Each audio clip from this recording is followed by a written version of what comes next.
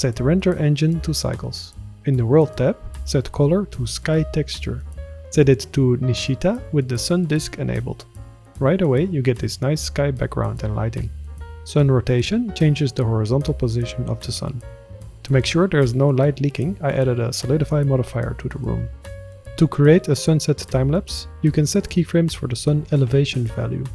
Just be sure to set the keyframes to linear. Sun size affects the softness of the shadows. The bigger the sun, the softer the shadow.